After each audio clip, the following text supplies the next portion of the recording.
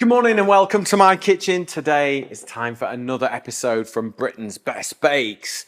Now I've got two delicious recipes for you. A 3-ingredient lemon curd biscuit. Really simple, really easy. And then the king of biscuits or cookies, some of you might call, the hobnob. But not just a hobnob, a dark chocolate homemade hobnob.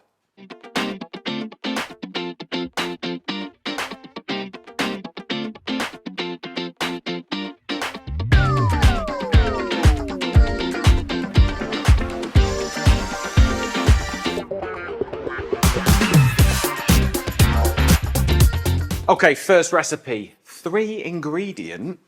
3? 1, 2, 3, 4. So close.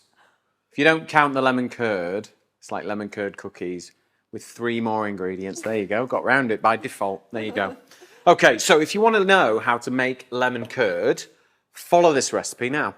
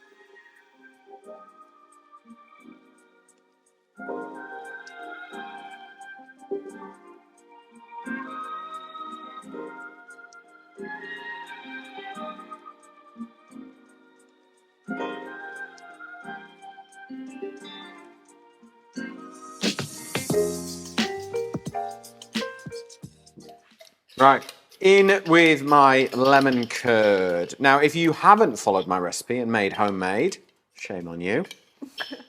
I'm only kidding. Get your lemon curd straight into a bowl and then in with room temperature, free-range large egg. Okay? And then we're going to beat that together. So, I mean, if you imagine a biscuit, essentially, it's eggs, sugar, flour. Eggs, sugar, flour, and flavouring. So we've got lemons, flavour. We've got eggs in our curd, butter. Oh yeah, don't forget butter. So all the ingredients that make lemon curd, it kind of goes into a biscuit anyway. So there you go. Right, in with your plain flour. Now, what you can do is you could add corn flour now, 20 grams. So a nice heaped tablespoon. Or you could be like me and you can add a bit of custard powder. So you've got vanilla in here. And what does it do whether you use that or corn flour? It shortens the biscuit a little bit. Do you know when it's like a short biscuit? So it's got a bit more snap. Yeah. It's got a more biscuity texture. Now, for all of you in America, when I say biscuit, I know what you're thinking. Because you think a biscuit is a scone. We call them scones here in this country. Or Emily will call it a scone. A biscuit to you is a cookie, all right? So this is a cookie, but I will refer to it as a biscuit, so I'm sorry. Just thought I'd clear up the confusion. Don't know why you call them biscuits, but you do. So we are a multinational, global show, aren't we, Emily? Yeah. So we have to think about these things. Yeah. When I've cooked and worked over in America, all kinds of confusion goes on when we start mentioning cookies and biscuits and scones, and it can go all kinds of wrong. So just whisk together gently, not too much, and that's it. And you don't really want like a really thick, like rolling texture. You're not going to roll these into balls. We're going to pipe them because it's the easiest way. Okay? So piping bag, you don't need a nozzle. Just, do one if you want, but I'm not. And then straight into your piping bag. So this is like emergency biscuits. You know, you wake up, you've had your breakfast, you're just chilling out, and then someone rings and says, oh, we'll just nip round for a cuppa. And you've no biscuits. But you will have lemon curd, bit of flour, bit of egg. Boom, done. Off you go. Fresh biscuits. And then just pipe. Can we see this all right, Emily? Yeah, yeah. Yeah? So pipe, don't move, don't move, don't move, don't move, don't move, stop. Like that. Yeah? So don't move, stop. It's a bit like piping shoe pastry. Yeah, I was just about to say, you could almost use them as like a Viennese wall biscuit. Yeah. And put like lemon. The only thing with Viennese whirls is, what you have to do then, is you have to fridge them to set the texture. You know when you use a star-shaped nozzle?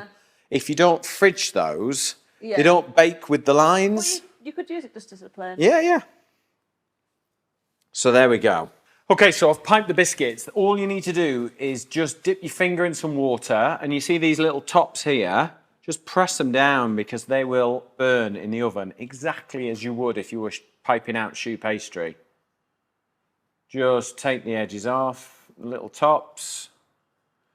You know, and you could sprinkle these with crushed pistachio, with almonds, with hazelnuts. You could crush, or you could sprinkle like sesame seeds or poppy seeds or whatever you like. I'm just going to whack these straight into the oven, 170 degrees, 10 minutes. So while they're baking, this is how you make chocolate hobnobs. Everybody loves a good hobnob, and this recipe takes them to the next level. First thing you need to do is add all your dry ingredients. So in with the oats, in with the sugar, in with the flour, and not forgetting a little bit of bicarb. Using your hand, blend together, make sure all those ingredients are evenly distributed. Then it's on to the golden syrup. Pour the butter, water, and golden syrup into a pan, bring to a boil, and then add into your mixing bowl with your dry ingredients. Once cooled, roll into balls. They all want to be equal in weight and size. Place them on a baking tray lined with parchment paper with a little bit of space and bake them.